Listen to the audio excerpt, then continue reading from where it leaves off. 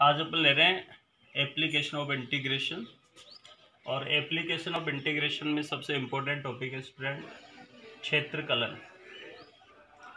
तो क्वाड्रेचर बहुत ही important portion है, क्योंकि बहुत सारे बच्चों से अक्षर गलत हो जाता है। तो आपके पास में बोर्ड के अंदर 2 क्वेश्चन बनेंगे 3 मार्क्स के। तो थोड़ा सा स्कोरिंग है और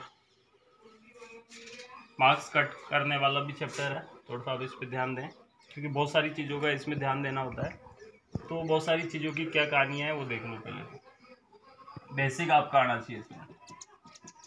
बेसिक ये है कि 2 क्वेश्चन आपको बोर्ड के अंदर मिलेंगे सेक्शन सी के अंदर। तो इसकी जो मुलाकात है वो कहाँ होती है? सेक्शन सी में। कितने क्वेश्चन होंगे? 2 क्वेश्चन में लिखा रहता है कि एप्लीकेशन ऑफ इंटीग्रेशन के द्वारा आपको इसका क्या निकालना है? एरिया निकालना है। ठीक है। तो बाय इंटीग्रेशन एरिया निकालने के लिए सबसे पहला काम आपको जो भी कर्व क्वेश्चन के अंदर दे रखा हो, जो भी वक्र क्वेश्चन में दे रखा हो, उसकी क्या बनानी आनी चाहिए स्टूडेंट? फोटो। सबसे पहला काम दिखता कैसे है? तो सबसे पहले जो भी कर्व आपको गिवन है उसकी क्या बनानी आनी चाहिए? फोटो। सेकंड, अच्छा कर्व आपके जाने पहचाने होंगे 12th पे। सबसे ज़्यादा अगर एग्जाम्पल में अगर बात करें तो पैराबोला y² = 4x। कई बार ये इतना सा भी मिल जाता है y² = x। ज़्यादा अगर ऐसे मिलते हैं x² = y। तो ये सब पैराबोला की शेप है। ये कौन है? पैराबोला। परवल है सब। ये कौन है स्टूडेंट? परवल है।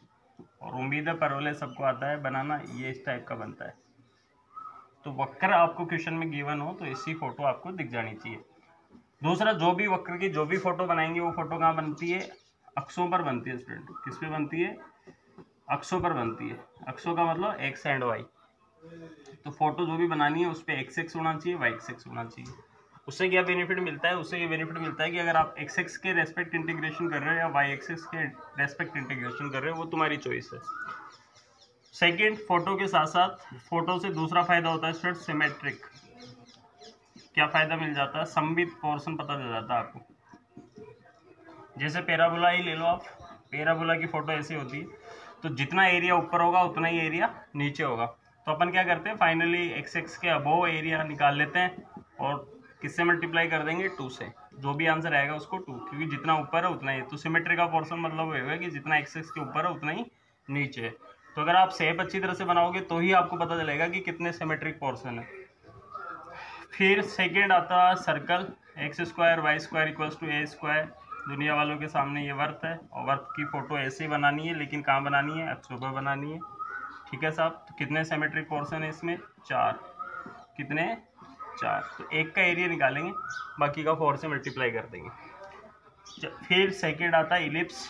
तो इलिप्स ऐसा होता है x² y² b² = 1। तो ऐसी जो शेप होती है इसको इलिप्स बोलते हैं। और इलिप्स ऐसा दिखता है साहब। इसमें भी वही 4 पोर्शन होते हैं। पैराबोला हो गया। मॉड एक्स, कई बार ये भी आ जाता है क्वेश्चन के अंदर। तो मॉड एक्स का जो ग्राफ होता है या फोटो जो होती है वो इस तरह से होती है। तो यहाँ बोला जाता है y = x और इधर क्या पोर्शन होगा? y = -x। तो जितना एरिया उधर उतना ही एरिया इसका। तो ये मॉड एक्स का ग्राफ। फिर आता है आपका साइन एक्स। साइन एक्स की फोटो सबको आनी चाहिए। इस तरह का लूप होता है स्टूडेंट, 0 से पाई 2 पाई इस तरह से। साइन एक्स के बाद में लेते हैं कॉसेक्स। कॉसेक्स कहाँ से स्टार्ट होता है? यहाँ से। इस तरह की जो शेप होती है ये किसकी होती है? कॉसेक्स की। ठीक है। और एक लूप का एरिया होता है, आपको बता रखा है मैंने, 2 होता है। फिर आती है आपकी लाइन। ये लाइन भी परेशान करती है। कई बार ऐसा आती है 4x + 3y + 10। बच्चा देखो ये कहाँ से पास होगी। तो लाइन कहाँ से पास होगी? सिंपल से एरिया x = 0 पुट कर दो, y की वैल्यू निकाल लो, और y की वैल्यू 0 पुट कर लो, x निकाल लो। दोनों वैल्यू निकालने के बाद में फोटो बना लो। दोनों पॉजिटिव है तो इस तरह से पास होगी लाइन। तो ये लाइन का है। और अगर लाइन आपकी y = mx की फॉर्म में है तो ये हमेशा कहाँ से पास होगी स्टूडेंट? ओरिजिन से पास होगी। कहाँ से पास होगी? ओरिजिन से। तो आपके चैप्टर के अंदर या तो आपको पैराबोला मिलता है, सर्कल मिलता है, इलिप्स मिलता है, mod x, sine x, cos x और लाइन। ज़्यादा अगर क्वेश्चनों में यही शेप और यही वक्र मिलते हैं तो ये सबका आपको क्या आना चाहिए? फोटो बनाना आना चाहिए। उससे 2 फायदे मिलते हैं अपन को। ठीक है, यहाँ तक की स्टोरी। दूसरी बात क्या है स्टूडेंट? दूसरी बात ये होती है, कुल मिला के जब आप एरिया निकालते हो तो यहाँ लिखते हो एरिया। यहाँ पे कोई भी सिमेट्रिक पोर्शन आ जाता है जिसका नाम के दे देते हैं या एस दे दो आप, कि कितने सिमेट्रिक पोर्शन है। यहाँ पे स्टूडेंट क्या आती है, लिमिट आएगी। अगर आप x के रेस्पेक्ट इंटीग्रेशन कर रहे हो तो यहाँ पे दुनिया वालों के पास में आपको वक्र से y की वैल्यू पुट करनी होती है। तो बस ये एक बेसिक फॉर्मूला है जिससे क्वेश्चन सॉल्व होते हैं। अब इसमें देखो क्या कहाँ प्रॉब्लम आती है। सबसे पहले बच्चा देखता है इंटीग्रेशन किसके रेस्पेक्ट करूँ, तो वो कर्व पे डिपेंड करता है। बहुत सारे कर्व होते हैं जो ओनली y एक्सिस पे बने होते हैं, बहुत सारे होते हैं जो दोनों पर बने होते हैं। जैसे ये आपका सर्कल है, ये दोनों पे बना हुआ है, तो आपके पास में चॉइस है। यूजुअली अपन कहाँ करते हैं, x एक्सिस की रेस्पेक्ट करते हैं। तो ये अगर मैंने कल को x एक्स वाली लिमिट ली स्टूडेंट्स, ये सबको पता है ये ओरिजिन है, और यहाँ पे सर्कल, अगर आपका ओरिजिन वाले पास होने वाला सर्कल का इक्वेशन ऐसा होता है तो इस पॉइंट के कोऑर्डिनेट क्या होंगे, a,0। अब अपन देखो यहाँ से यहाँ ये इंटीग्रेशन निकाल रहे हैं ये वाला, इसका मतलब ये पूरा कवर होता है फर्स्ट सिमेट्री, फर्स्ट क्वाड्रेंट आ जाता है इसमें। तो फाइनली जब आप एरिया निकालते हो तो यहाँ पे देखते हो आप सिमेट्री। अगर आपको कंप्लीट सर्कल का एरिया निकालना है तो आप किससे मल्टीप्लाई करोगे, 4 से। ये तो हो गया नंबर एक बात।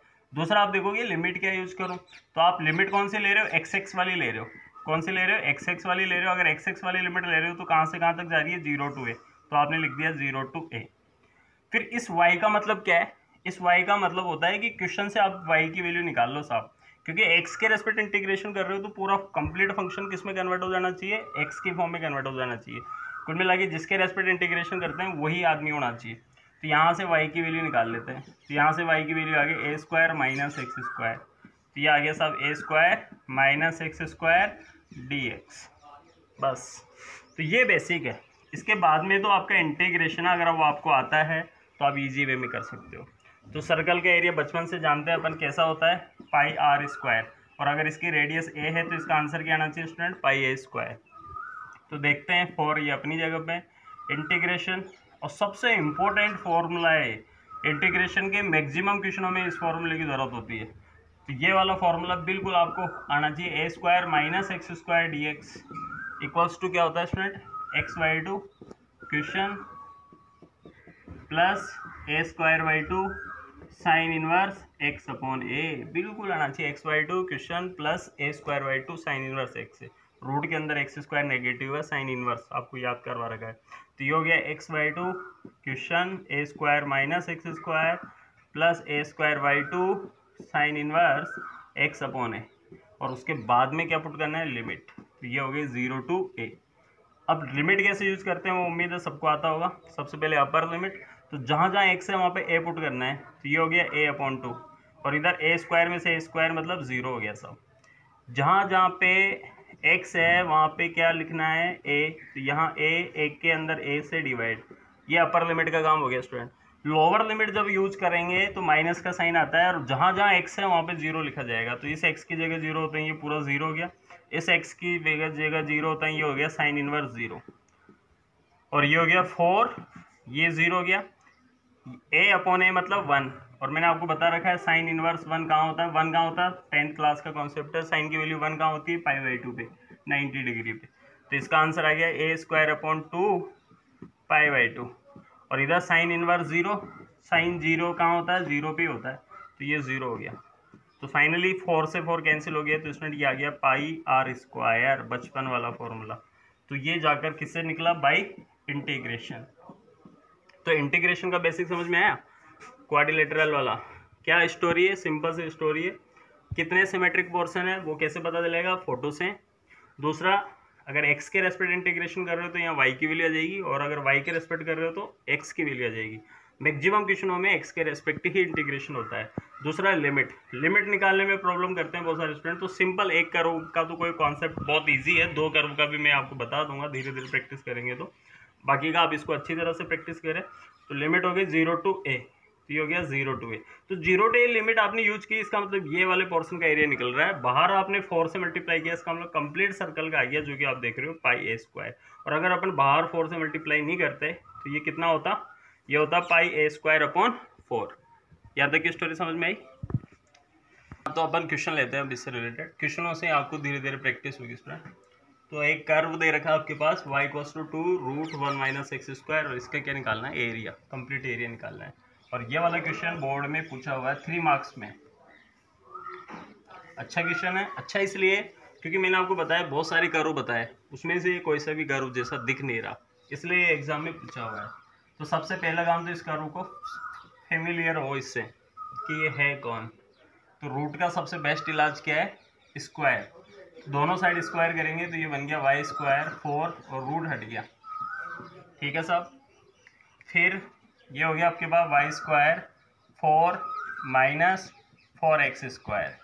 4x स्क्वायर को इस साइड लिया है, y square 4x square equals to 4। फिर एक बच्चे यहाँ भी गलती करने के चांसेस होते हैं, बहुत सारे बच्चे इसको सर्कल समझ लेते हैं, तो ध्यान रखिएगा ये सर्कल नहीं है, क्योंकि सर्कल में एक्स स्क्वायर और वाई स्क्वायर के कोफिशिएंट क्या होते हैं, हमेशा इक्वल होते हैं स्टूडेंट, जबकि यहाँ पे इधर 1 है इधर 4 है, तो ये सर्कल का इक्वेशन नहीं है। तो कई बच्चे इसको सर्कल समझ लेते हैं। 4 से डिवाइड करो तो ये बन गया एक्स स्क्वायर, 4 से 4 डिवाइड करोगे तो 1, y square upon 4 equals to 1। तो फाइनली ये कौन है साहब, ये इलिप्स है, दीर्घवृत्त है ये आपका। कौन है, दीर्घवृत्त। अभी मैंने आपको बताया एक्स स्क्वायर अपॉन ए स्क्वायर। तो ये अच्छा इसलिए क्यों, क्योंकि सीधा सीधा दिखता नहीं है। अगर कल को ऐसा क्वेश्चन हो तब तो सभी बच्चे समझ जाएंगे कि एलिप्स है, बट इस वाले क्वेश्चन के अंदर 50% बच्चों को पता ही नहीं चलता है कि एलिप्स है। तो रूट कभी भी क्वेश्चन में दिख जाए क्या कर लो, स्क्वायर। अब एलिप्स आ गया साहब, क्या काम करोगे, फोटो। फोटो आपकी हेल्प करता है, तो सेल्फी का ज़माना है तो फोटो ले लिया करो, ठीक है साहब। ये फोटो हो गई, इस पॉइंट के कोऑर्डिनेट x, तो ये वाला आदमी 1 0, फिर इस वाले पॉइंट के कोऑर्डिनेट 0 2। अब देखो इसमें x भी है y भी है, तो दोनों चॉइस है। तो सबसे पहला कंप्लीट एरिया निकालना है, कुछ गिवन नहीं है, पूरा निकालना है। तो किससे मल्टीप्लाई कर दो, 4 से। क्यों, क्योंकि जितना एरिया इसका होगा उतना इसका उतना इसका, ये सिमेट्री है। दूसरा अब आती है लिमिट, किस में लिमिट के लो। तो लिमिट के लिए अगर आप x के रेस्पेक्ट इंटीग्रेशन करने वाले हो तो यहाँ क्या लिखते हो, y, और यहाँ किसकी लिमिट आएगी, x की लिमिट। किसकी लिमिट, x की लिमिट। तो x की लिमिट मतलब यहाँ से लेकर यहाँ तक। तो इस पॉइंट के कोऑर्डिनेट क्या है, 0,0 ओरिजिन है, और इस पॉइंट के कोऑर्डिनेट क्या है, 1,0। लिमिट कहाँ से कहाँ तक हो गई, 0 से 1। और अगर y के रेस्पेक्ट लेते तो 0 से 2। आंसर दोनों से सेम आता है, ठीक है। अब आपको क्या करना है, y की वैल्यू निकालनी है यहाँ से।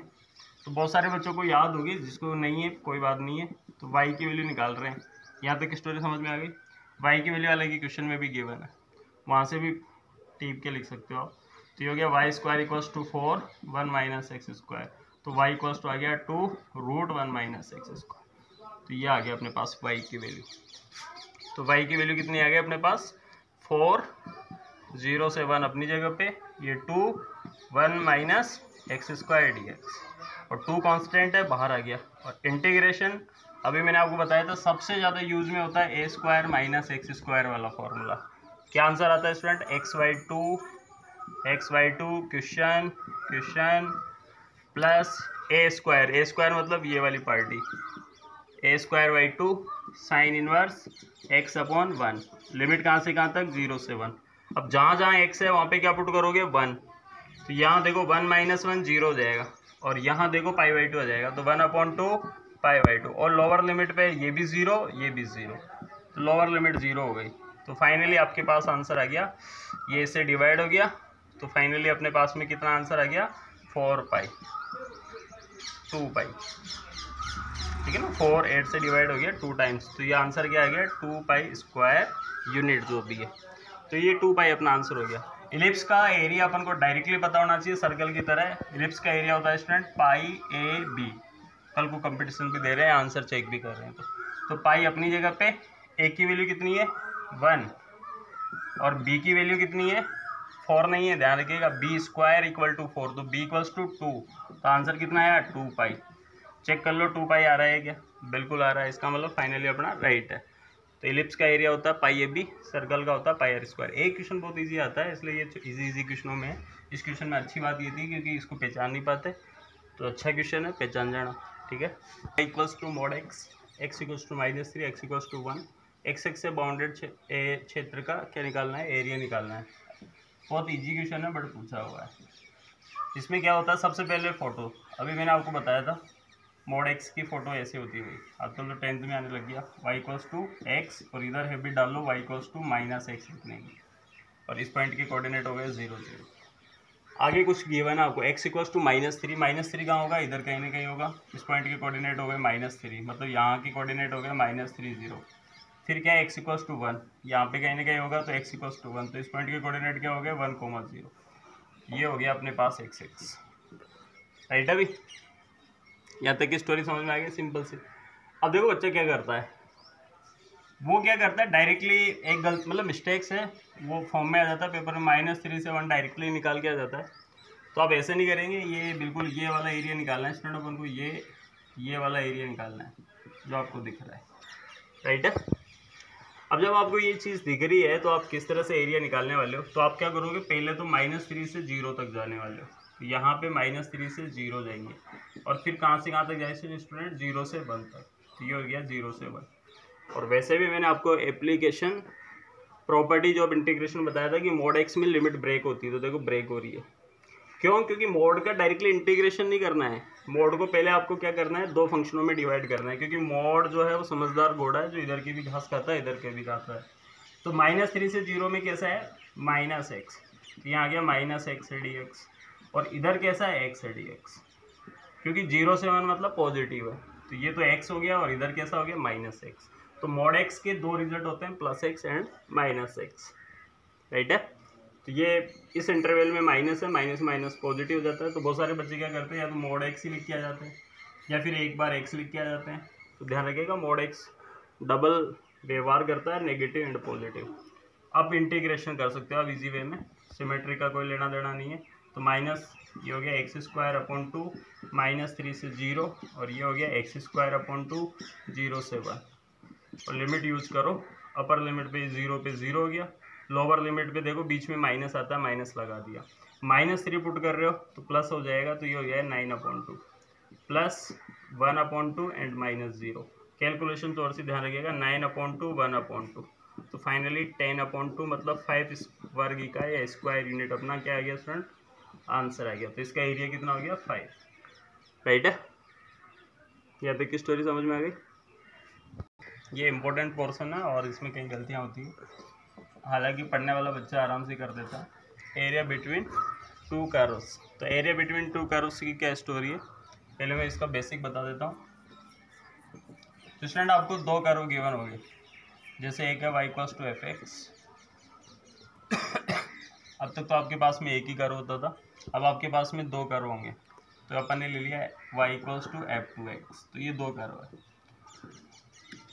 ठीक है। तो एक कर्व का जैसे शेप फोटो इस तरह से बना, दूसरे कर्व का फोटो ऐसे बना, तो इस तरह से आपके पास दो कर्व होंगे। तो आपको क्या करना है, हमेशा लिमिट जब भी लेनी है तो वो लिमिट x ऊपर तो लेनी नहीं है, हवा में तो एरिया निकलता नहीं, तो अपन क्या करते हैं उसको x पे लेके आते हैं।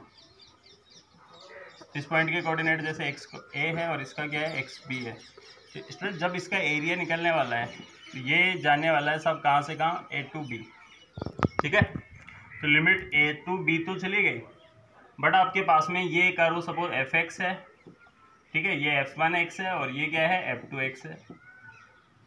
अब जब अपन एरिया निकालेंगे तो दो कर्व है, तो f1x dx आपने निकाल दिया, ठीक है। तो शुरू में आपने क्या लिया है कि यहाँ से यहाँ लिमिट ले ली, तो यहाँ से लेकर यहाँ तक का कंप्लीट एरिया आ गया आपके पास। अब आपके पास ये एरिया निकालना है आपको ओनली, जबकि आपके पास में जो a to b के लिमिट का मतलब ये कंप्लीट एरिया आ गया ABCD का। इसका मतलब आप क्या करोगे, इस वाइट वाली जो स्पेस है इसको क्या करोगे, रिमूव करोगे, तो रिमूव का मतलब क्या हो गया, माइनस। अब वापस लिमिट आपकी ऐसे b होगी और ये हो जाएगा f1x dx, मतलब पहले ऊपर का एरिया फिर नीचे का एरिया। तो ये इंपॉर्टेंट कॉन्सेप्ट है जो कि मैक्सिमम क्वेश्चनों में होल्ड करेगा। जैसे दो पैराबोला ले लो आप, तो एक पैराबोला आपका ऐसा बन गया, एक पैराबोला आपका ऐसा बन गया, और ये डबल पैराबोला वाला क्वेश्चन हमेशा आता है एग्जाम में। ये जैसे y² = 4x हो गया और ये हो गया x² = 4ay, और आपको एरिया निकालना है ये वाला। तो बच्चा क्या करता है, सबसे पहले इस पॉइंट के कोऑर्डिनेट 0 0, अब इसकी लिमिट निकालेगा, तो पहले क्या करेगा, फर्स्ट में से सेकंड क्या करेंगे, माइनस, तो अपन बोलेंगे फर्स्ट पैराबोला में से सेकंड पैराबोला क्या कर देंगे, सब माइनस कर देंगे, तो ये वाला एरिया निकल के आ जाता है। तो ये अच्छा कॉन्सेप्ट है, इंपॉर्टेंट क्वेश्चन। फिर बात आती है लिमिट 0 से 0 है, और दो कर्व आपस में जब भी इंटरसेक्ट करेंगे तो दोनों को आपस में सॉल्व करके क्या निकालनी है, लिमिट निकालनी है। तो लिमिट दो कर्व में लिमिट क्या निकलेगी, जब भी दो कर्व आपको दे रखे हों और जिस पॉइंट पे वो आपस में इंटरसेक्ट करते हैं दोनों को आपस में सॉल्व करो। दोनों को आपस में कैसे सॉल्व करो, जैसे यहाँ से y की वैल्यू यहाँ पुट कर दो, या यहाँ से y की वैल्यू यहाँ पुट कर दो। जैसे यहाँ पे y की वैल्यू कितनी है, x² / 4 है, वो आपने यहाँ पुट कर दी, होल स्क्वायर फिर 4x ऐसे। तो ये हो गया आपके पास एक्स की पावर 4, ये हो गया 16a², इधर आ गया 4x, राइट है। फिर आप क्या कर रहे हो, एक x से x कैंसिल हो गया, तो आपके पास आ गया x³ और ये हो गया 64a³। तो फाइनली x इक्वल्स टू आ गया 4a। तो यहाँ पे इस पॉइंट के कोऑर्डिनेट आ गया आपके पास 4a, x की वैल्यू आ गई ना 4a, y की वैल्यू भी निकालोगे तो 4a 4a। तो इस तरह से कोऑर्डिनेट आ गया आपके पास। तो अब आपकी लिमिट कहाँ से कहाँ तक वेरी करेगी, 0 to 4a और 0 to 4a। बहुत ही अच्छा क्वेश्चन है, प्रैक्टिस करेंगे अपन। तो ये हो गया एरिया बिटवीन टू कर्व्स। तो एरिया बिटवीन टू कर्व्स में दो चीज़ें ध्यान रखनी है। एक तो जब भी स्पेस हो, आपने ज़्यादा एरिया निकाल दिया हो तो उसको क्या करेंगे माइनस, और कम एरिया निकाल दिया हो, जरूरी नहीं हमेशा माइनस ही होगा, कई बार कम एरिया भी निकाल देते हो आप। समझ, जैसे आपको जाना है यहाँ से, तो पहले आप यहाँ से यहाँ जाओगे, फिर यहाँ से यहाँ तक गए। जैसे आपके पास में एक सर्कल है, ये सर्कल है साहब, और एक लाइन दे रखी है y=x, ये वाला एरिया आपको निकालना है। तो आप डायरेक्टली 0 से a नहीं जा सकते स्टूडेंट, क्योंकि 0 से का मतलब आपने ज़्यादा निकाल दिया। अब आपको क्या करना पड़ेगा, रिमूव करना पड़ेगा। तो आपको क्या करना है, यहाँ से यहाँ तक जाना है, फिर यहाँ से यहाँ तक जाना है। तो ये जाना वाला कॉन्सेप्ट आपको थोड़ा सा ध्यान रखना है, ठीक है। फिर बात आती है लिमिट कैसे निकालते हैं, दोनों कर्व को आपस में सोल्व करते हैं और लिमिट निकालते हैं, जो कि अपन पार्ट सेकंड में डिस्कस करेंगे।